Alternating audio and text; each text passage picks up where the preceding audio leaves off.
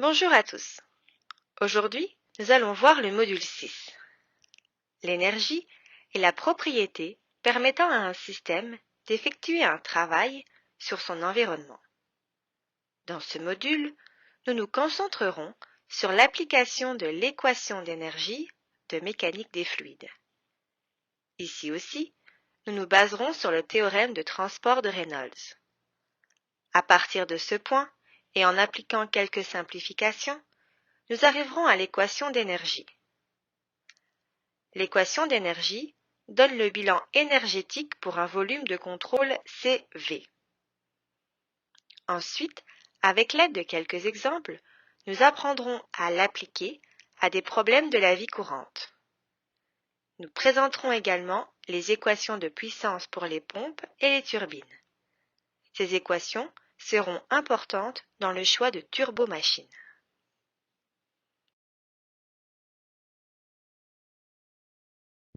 Dans ce module, nous verrons l'équation d'énergie pour un fluide dans une conduite, l'équation de la puissance, les différents types de transitions dans un écoulement et les lignes de gradient hydraulique HGL et énergétique EGL.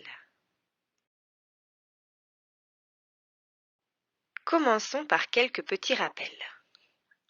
L'énergie d'un système fermé ne peut être modifiée que de deux manières. Soit par des interactions de travail à la frontière du système, soit par le transfert de chaleur à travers la frontière. Le bilan du travail et de l'énergie proposé par Joule est présenté grâce à cette équation. On l'appelle la première loi de thermodynamique. Elle dit que le taux de variation d'énergie dans un système est égal au taux de variation d'énergie qui entre dans le système par transfert de chaleur, moins le taux de variation d'énergie qui quitte le système en raison d'un travail. Comme nous l'avons vu dans le module 4 et rappelé dans le module 5, la propriété d'un fluide qui ne dépend que de la quantité de masse dans un système est appelée propriété extensive N. On l'appelle comme ça car la masse s'étend dans tout le système. La quantité de mouvement, par exemple, est une propriété extensive puisqu'elle représente une masse multipliée par une vitesse. En revanche, les propriétés d'un fluide indépendantes de la masse, comme la température, sont appelées propriétés intensives. Elles sont dénotées par la lettre grecque eta. Nous avons vu qu'il est possible de représenter n'importe quelle propriété extensive N comme étant une propriété intensive eta en l'exprimant simplement par unité de masse, c'est-à-dire que eta est égal à N divisé par M. Par exemple, si on prend la quantité de mouvement, celle-ci est donnée par N est égale à la masse fois la vitesse. Dans ce cas, on voit bien que eta, c'est la vitesse. Nous avons également démontré l'équation du taux de variation du temps d'une propriété N. Le premier terme ici représente le changement local et le deuxième terme représente le changement convectif de N dans le système. Nous allons maintenant appliquer le théorème de transport de Reynolds pour décrire le taux de variation d'énergie dans un volume de contrôle. En substituant le résultat de la première loi de thermodynamique vue précédemment, on obtient la forme générale de conservation d'énergie pour un volume de contrôle. L'énergie totale peut être décomposée en trois types spécifiques. On a d'abord l'énergie cinétique, EK. On a ensuite l'énergie potentielle, EP. Et enfin, on a l'énergie interne par unité de masse, U. Définissons maintenant le travail dénoté par la lettre W. Pour simplifier le terme de travail dans l'équation, nous allons le classer en deux catégories. On aura le travail associé à une force de pression interne à l'écoulement, W flow, et le travail associé à une pompe ou à une turbine, et donc externe à l'écoulement, W shaft. La convention de signe pour le travail dit que le travail d'une pompe est toujours négatif. En revanche, le travail d'une turbine, lui, est positif. C'est l'équation 1. Le travail de l'écoulement peut être calculé à partir de la deuxième équation. Utilisons maintenant ces termes de travail dans la forme générale de l'équation d'énergie. Si on simplifie les équations obtenues, on se retrouve avec la forme générale de l'équation d'énergie, en 3. Pour un écoulement stationnaire, le premier terme vaut 0, ce qui simplifie l'équation d'avantage et donne l'équation 4.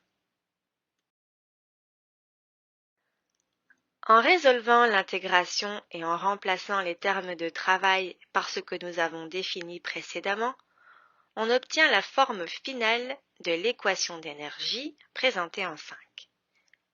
Pour le moment, nous allons omettre le terme associé aux turbines car nous allons nous concentrer sur les écoulements dans les conduites avec ou sans présence de pompe uniquement. Les turbines seront vues en détail un peu plus tard au cours du trimestre. Voici donc la forme de l'équation d'énergie que nous allons utiliser dans ce module. Ici, nous avons deux parenthèses dans lesquelles on retrouve la charge à deux points d'intérêt, le point 1 et le point 2. On peut remarquer les trois types de charges mentionnés plus tôt, soit la charge de pression, P sur gamma, la charge de vitesse, U au carré divisé par 2G, et la charge de potentiel, Z. Ici, alpha est un facteur de correction. Mis à part les parenthèses, nous avons le terme HP du côté gauche. Celui-ci représente la charge fournie au système grâce à une pompe située potentiellement entre les points 1 et 2. Cette charge se situe du côté gauche car la pompe va ajouter de l'énergie au système. Du côté droit, nous avons deux termes de perte de charge, HT et HL. Ces termes représentent des pertes de charge locales, soit des virages, des expansions ou contractions soudaines, des valves, etc. Ou bien ça représente des pertes de charge dues au frottement contre les parois des conduites. Nous verrons comment calculer ces pertes plus tard. Il est à noter que l'équation de Bernoulli que nous avons vue dans le module précédent est une forme simplifiée de cette équation d'énergie. L'équation de Bernoulli suppose qu'aucune énergie n'est ajoutée ou retirée au fluide. L'équation d'énergie est donc essentiellement la même que l'équation de Bernoulli, sauf qu'ici, on ajoute trois termes pour tenir compte de l'énergie ajoutée ou retirée à l'écoulement.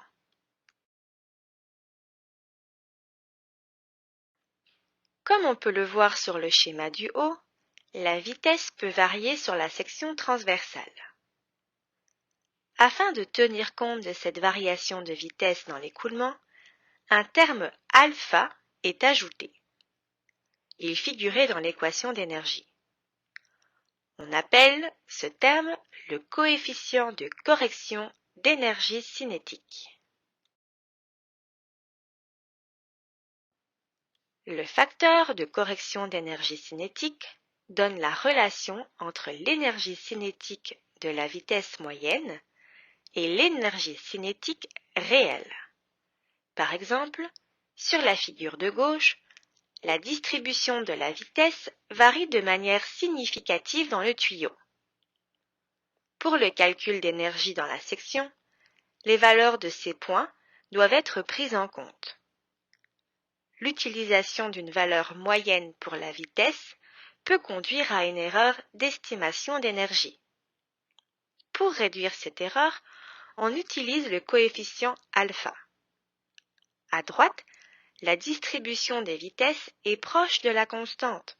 Ce coefficient de correction est inférieur à celui de gauche car l'erreur sera forcément moins prononcée. Voyons un premier exemple. La distribution de vitesse pour un écoulement dans un tuyau est donnée par l'équation ci-contre. Dans l'équation en question, Vmax est la vitesse au centre du tuyau. R0 est le rayon du tuyau et R est la distance radiale du centre. Trouvez le facteur de correction d'énergie cinétique alpha. Voici l'équation que nous allons utiliser pour trouver alpha. Comme on peut s'en douter, il va d'abord falloir trouver la vitesse moyenne qui est V bar. Voici l'intégrale pour trouver la vitesse moyenne. Il s'agit simplement ici d'intégrer la vitesse en fonction de la distance radiale r sur l'aire de la section. Nous pouvons faire un changement de variable afin d'intégrer l'expression en fonction du rayon au lieu de l'aire. On peut donc réécrire l'intégrale en termes de r pour obtenir cette forme d'équation. En substituant l'expression pour VR donnée dans l'énoncé, nous sommes maintenant en mesure de résoudre l'intégrale. Si on simplifie le résultat, on voit que la vitesse moyenne peut être calculée en prenant la moitié de la vitesse maximale Vmax. Nous allons maintenant nous servir de cette relation pour simplifier l'expression et calculer alpha. Ici aussi, on fait un changement de variable afin de tout exprimer en termes de r. Après avoir substitué la vitesse moyenne par la moitié de la vitesse maximale et VR par l'expression donnée dans l'énoncé, il suffira juste de résoudre l'intégrale pour obtenir la valeur de alpha.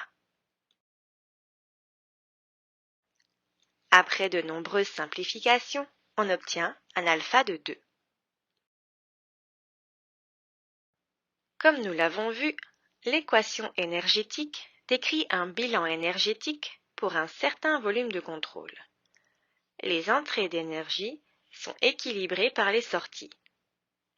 En ce qui concerne les entrées, l'énergie peut être transportée à travers la surface de contrôle par le fluide en circulation, mais aussi par une pompe pour effectuer un travail sur le fluide et ainsi ajouter de l'énergie au fluide. En ce qui concerne les sorties, l'énergie dans le flux peut soit être utilisée pour effectuer un travail sur une turbine, soit être transportée à travers la surface de contrôle par le fluide en circulation. L'énergie mécanique peut aussi être convertie en chaleur thermique à cause d'une perte de charge locale ou provoquée par du frottement. Voyons un exemple d'application directe de l'équation d'énergie. L'eau d'un canal de drainage à surface libre s'écoule à une vitesse de V1 égale à 1,5 m par seconde dans un tuyau de drainage traversant une berge d'autoroute. Déterminez le débit volumétrique passant à travers le tuyau. Négligez les pertes de charge. Pour résoudre ce problème, on commence par écrire l'équation d'énergie. Ici, on peut voir que la pression aux deux points d'intérêt est à la pression atmosphérique et donc au zéro barométrique. Ces termes seront donc nuls.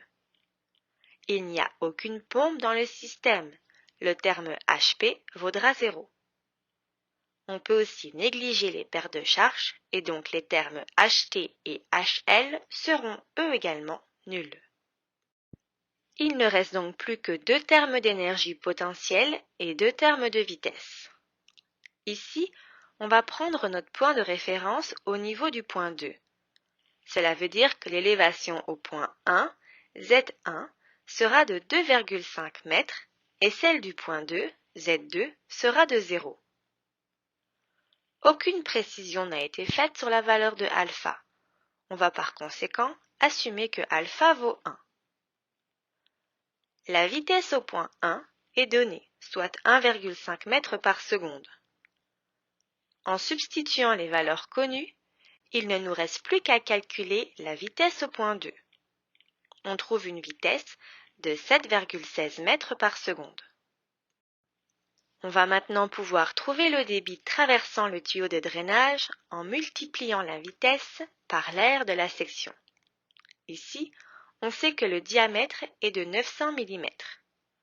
Le débit vaudra donc 4,55 mètres cubes par seconde.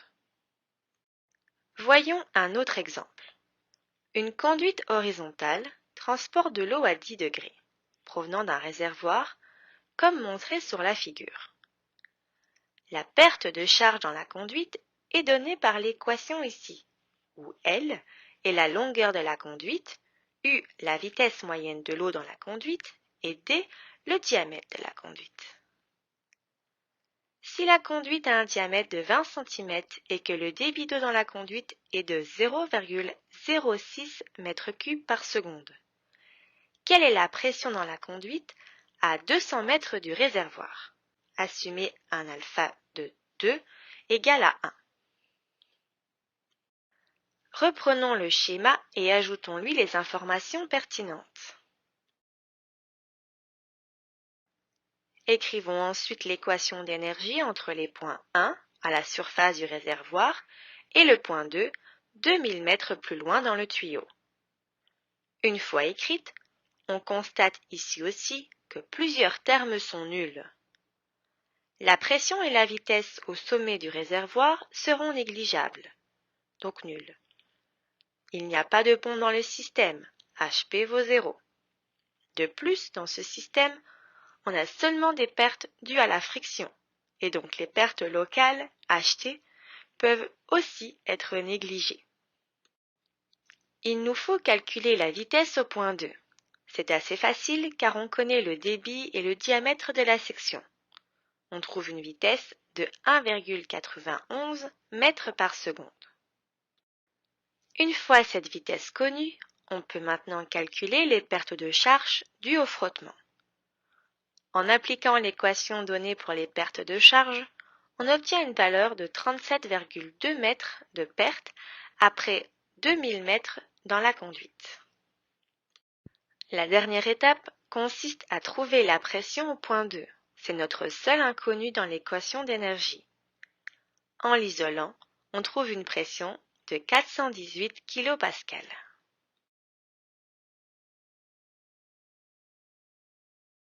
Voyons maintenant comment relier les pertes et les gains de charge avec le travail. Que ce soit pour les pompes ou les turbines, l'équation est sensiblement la même. Le travail est équivalent au débit massique fois la constance gravitationnelle G fois la charge ajoutée pour les pompes ou enlevée pour les turbines. On peut généraliser l'équation.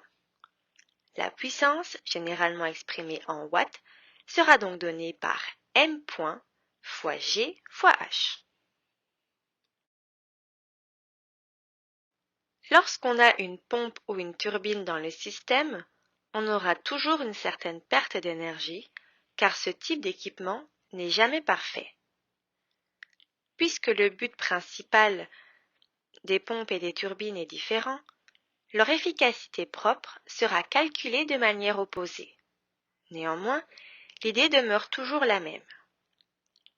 L'efficacité d'une pompe est donnée par le ratio d'énergie que celle-ci fournit au système versus l'énergie qu'elle consomme. Pour la turbine, ce sera plutôt le ratio d'énergie générée par la turbine versus la quantité d'énergie qu'elle aura enlevée au système. Dans tous les cas, l'efficacité est dénotée par la lettre grecque eta. Les équations pour la calculer sont présentées ici.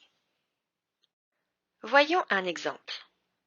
Lorsqu'une centrale hydroélectrique produit son maximum d'énergie, un débit de 14,1 m3 par seconde est noté. Ce débit est créé par une chute d'élévation de 61 mètres. La perte de charge dans la conduite est de 1,5 m. L'efficacité entre la turbine et le générateur électrique est de 87%. Quel est le taux d'énergie produit? Commençons par dessiner le schéma pour mieux visualiser le phénomène.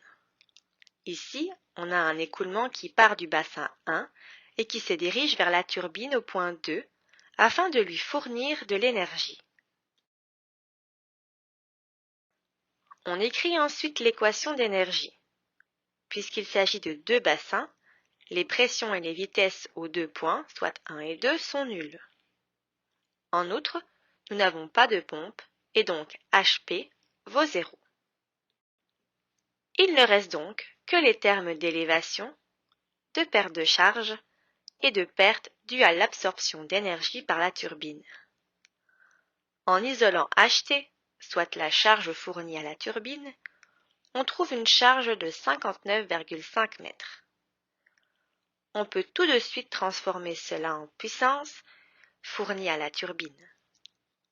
On voit que le système fournit 8,23 MW à la turbine. Puisque l'efficacité de la turbine n'est que de 87%, cela veut dire que seulement 7,16 des 8,23 MW pourront être stockés par la turbine sous forme d'énergie. Voyons un autre exemple. Un tube de 50 cm de diamètre transporte de l'eau à 10 degrés à un débit de 0,5 m3 par seconde. Une pompe dans le tuyau est utilisée pour déplacer l'eau d'une hauteur de 30 mètres à une hauteur de 40 mètres. La pression à la section 1 est de 70 kPa manométrique et la pression à la section 2 est de 350 kPa manométrique. Quelle puissance en kilowatts et en chevaux doit être fournie au débit par la pompe? Ici, il faut supposer que HL est égal à 3 mètres d'eau et que alpha est égal à 1 aux deux endroits. Voici le schéma résumant la situation. L'écoulement part du point 1. Il reçoit un gain de charge en passant à travers la pompe afin de faire grimper le fluide jusqu'au point 2, situé 10 mètres plus haut. La section de la conduite ne varie pas durant tout le trajet. Écrivons l'équation d'énergie pour débuter la résolution du problème. Dans cet exercice, nous avons un débit et des aires de section constants. Cela signifie que les vitesses au point 1 et 2 sont équivalentes. On peut donc simplifier le problème en annulant les termes de vitesse tout simplement. De plus, les pertes locales peuvent aussi être ignorées et les pertes dans le tuyau ont été données dans l'énoncé, soit 3 mètres. En considérant toutes ces simplifications, nous pouvons maintenant réécrire l'équation d'énergie et continuer la résolution du problème. On peut constater que le seul terme inconnu dans l'équation est HP, soit la charge fournie au système par la pompe. On peut donc facilement trouver la charge de la pompe au système, soit 41,5 mètres. La dernière étape consiste à utiliser la formule pour calculer la puissance. Une charge de 41,5 mètres à un débit de 0,5 m3 par seconde correspond à une puissance requise de 204 kW, soit 273 chevaux si on utilise la conversion qui dit que 1 cheval de puissance est égal à 0,746 kW. Une expansion ou une contraction brusque ou soudaine dans un tuyau ou une conduite représente un changement de section entre deux points. Une expansion soudaine dans une conduite crée une perte de charge locale. La perte de charge peut être trouvée en combinant les équations d'énergie, de continuité et du moment. La chute de pression lors d'une détente soudaine est principalement due aux turbulences qui se créent dans la zone de détente. À l'inverse, lors d'une contraction brutale, c'est principalement dû au détachement du flux à l'entrée de la zone de contraction. Les figures ici montrent les zones d'expansion et de contraction. Pour trouver les forces sur des transitions de tuyaux, il faut appliquer l'équation de quantité de mouvement en combinaison avec l'équation d'énergie, l'équation de débit et l'équation de perte de charge locale. Voyons un exemple de contraction. Une conduite de 30 cm de diamètre transporte de l'eau à une température de 10 degrés et une pression de 250 kPa à un débit de 0,707 m3 par seconde. Le diamètre de la conduite est réduit brusquement à 20 cm. La perte de charge au travers la contraction est donnée par l'équation ici, où V2 est la vitesse dans la section et où le diamètre est de 20 cm. Quelle force horizontale est nécessaire afin de garder la conduite en place? Pour débuter le problème, nous allons tracer notre volume de contrôle autour de la conduite. Nous aurons donc un débit entrant et un débit sortant du WC. En appliquant l'équation de la quantité de mouvement, on peut voir que nous avons deux forces dues à la pression du liquide ainsi qu'une force F nécessaire pour tenir la conduite en place du côté gauche de l'équation. Du côté droit, comme d'habitude, nous avons le débit massique sortant fois la vitesse de sortie, moins le débit massique entrant fois la vitesse d'entrée dans le volume de contrôle. Ici, nous avons seulement le débit qui est connu, ainsi que les diamètres de chaque section. À partir de là, on peut facilement calculer les vitesses correspondantes V1 et V2. On trouve que V1 vaut 10 et que V2 vaut 22,5 mètres par seconde. Il nous manque un dernier élément pour pouvoir calculer la force F. Il s'agit de la pression au point 2.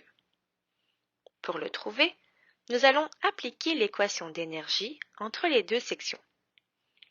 On va assumer ici aussi que le coefficient alpha vaut 1 et que les élévations Z1 et Z2 sont les mêmes. De plus, on n'a pas de pompe ni de turbine dans le système. Néanmoins, on aura une perte de charge par frottement. Celle-ci peut être calculée à l'aide de la vitesse de la section 2, telle que stipulée dans l'énoncé. La perte de charge entre les deux sections est donc estimée à 2,58 mètres. Avec toutes ces informations, on peut isoler P2 dans l'équation d'énergie et trouver une valeur de 21,6 kPa. Maintenant, il suffit de substituer tous les termes dans l'équation de la quantité de mouvement initiale afin de calculer la force F requise pour tenir la conduite en place. On trouve une force de 8,16 kN. Il est souvent pratique de représenter graphiquement le niveau d'énergie mécanique. On utilise en principe les hauteurs pour faciliter la visualisation des différents termes de l'équation de Bernoulli. Chaque terme de l'équation de Bernoulli est exprimé en termes de longueur, comme des mètres par exemple, et représente une sorte de charge, du terme head en anglais, d'un fluide qui s'écoule. Nous distinguerons deux types de lignes de gradient hydraulique, soit celle du gradient énergétique AEGL et celle du gradient hydraulique HGL. Voyons ensemble quelques situations typiques accompagnées d'astuces pour bien les dessiner. Dans un lac ou un réservoir, HGL et EGL coïncideront avec la surface du liquide. Du plus, la HGL et le GL indiqueront la hauteur piézométrique. Dans une conduite, le HGL et EGL auront la même pente et l'écart entre les deux valeurs sera de V au carré divisé par 2G, ce qui représente le terme de charge de vitesse. Vous pouvez le voir dans la figure du bas des deux côtés de la pompe. Lorsqu'il y a une pompe, il y aura une augmentation brusque et instantanée des deux termes, car la pompe va ajouter une certaine charge au système. Enfin, lorsqu'il y a une turbine ou une transition brusque, on aura une perte de charge instantanée. On constatera une diminution soudaine et instantanée des deux lignes de gradient.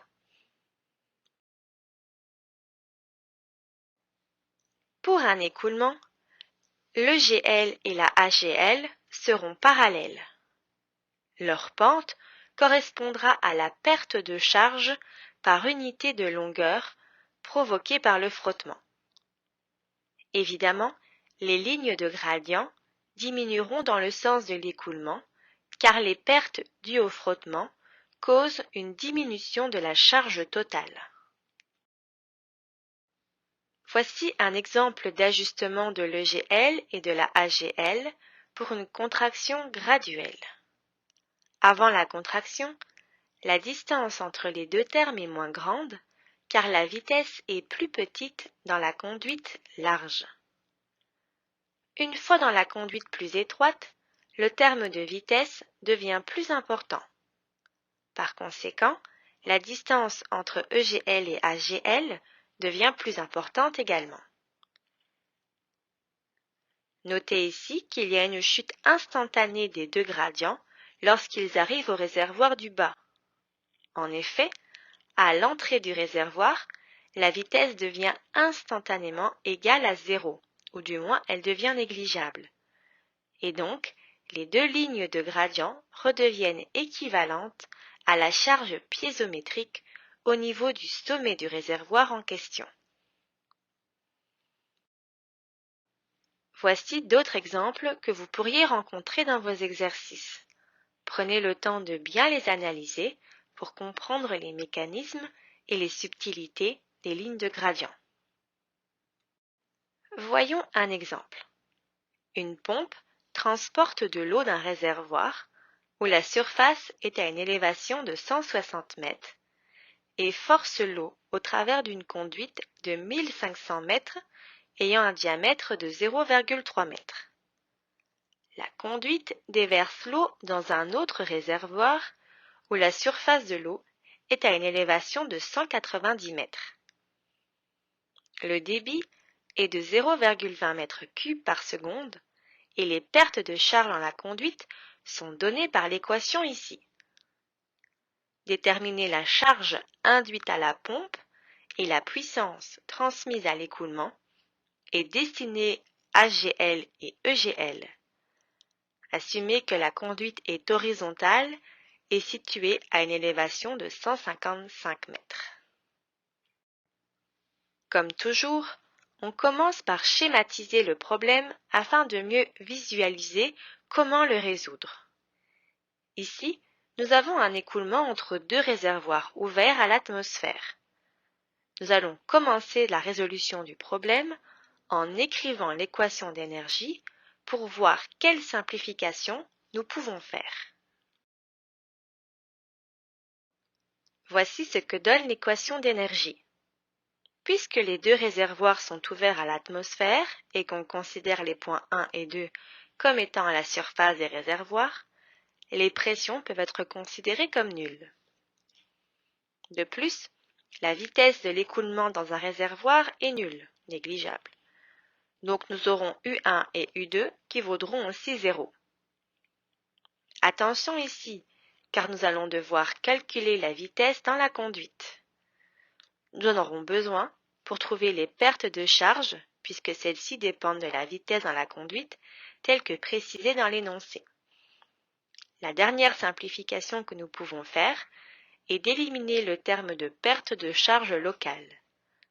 Nous allons assumer que celles-ci sont nulles puisque rien n'a été spécifié dans l'énoncé. On se retrouve finalement avec une équation relativement simple dans laquelle nous cherchons à trouver la charge que la pompe fournit au système, soit HP. Avant de calculer HP, nous devons estimer les pertes de charge à l'aide de l'équation donnée dans l'énoncé, ainsi que la vitesse dans la conduite. On trouve la vitesse à l'aide du débit et de l'air de la section, comme toujours. La vitesse dans la conduite est donc de 2,83 mètres par seconde. Maintenant, nous pouvons utiliser cette vitesse pour calculer les pertes dues au frottement HL, pour lesquelles on trouve une charge de 20,4 mètres. En substituant tous ces termes dans l'équation d'énergie de départ, on trouve que la pompe fournit une charge additionnelle de 50,4 mètres au système. Pour trouver la puissance de la pompe, nous allons utiliser l'équation précédemment vue dans le module, soit la puissance qui dit que gamma égale à le débit fois HP. On trouve que la puissance requise est de 99 kW. Pour tracer les lignes de gradient, nous allons partir de la surface du premier réservoir. Dans la partie entre le premier réservoir et la pompe, on peut voir que les lignes se séparent et cette distance correspond à V au carré divisé par 2G. Une fois l'écoulement arrivé à la pompe, on sait qu'il y a une brusque augmentation des deux lignes. Nous avons calculé cette augmentation qui était de 50,4 mètres. Par la suite, les lignes de gradient reprennent leur forme normale, c'est-à-dire légèrement espacées à cause du terme de vitesse qui n'est pas nul. Elles sont toujours parallèles l'une avec l'autre.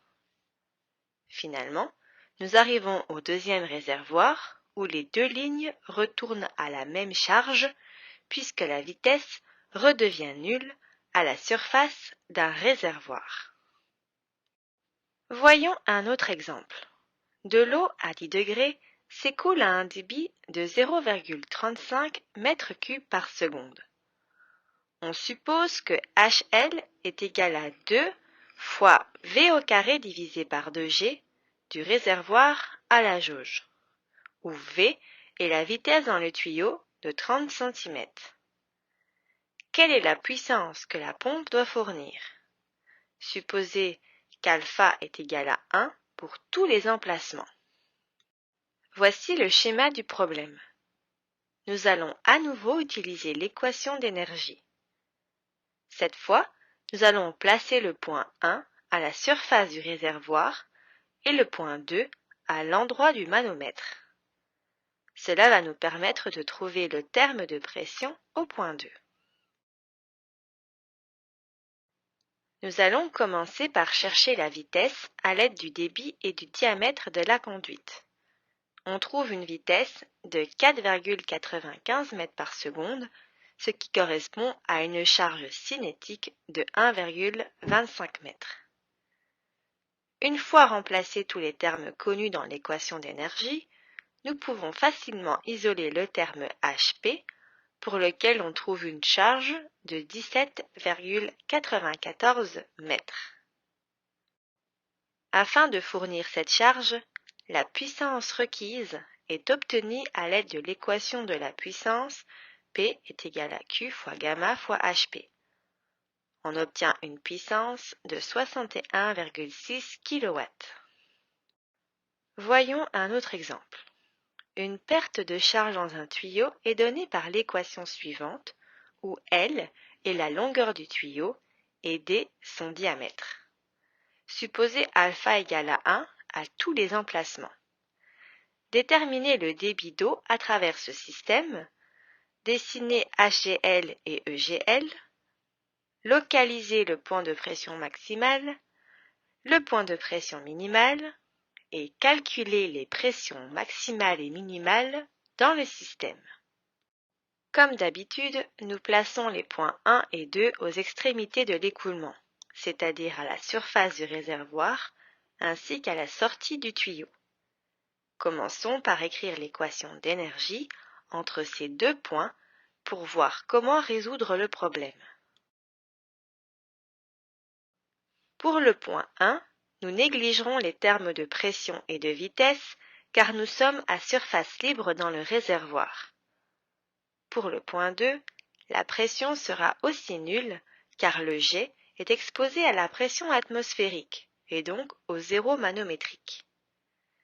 Il va rester les deux termes d'élévation, le terme de vitesse au point 2 ainsi que les pertes de charge.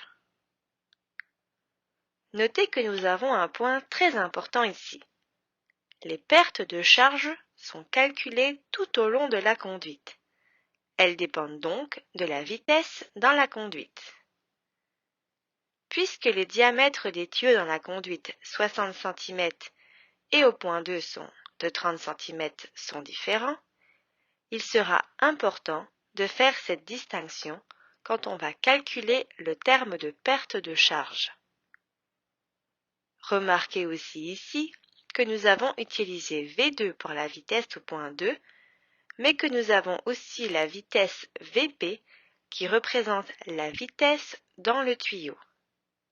C'est Vp que nous devons utiliser dans le calcul des pertes de charge. À l'aide de l'équation de continuité, puisque le débit dans la conduite est constant, il est possible d'établir un lien entre ces deux vitesses pour éliminer une inconnue. On trouve donc que la vitesse au point 2 est 4 fois plus élevée que la vitesse dans la conduite. Cela est logique car le diamètre du bec à la sortie est 2 fois plus petit que celui de la conduite.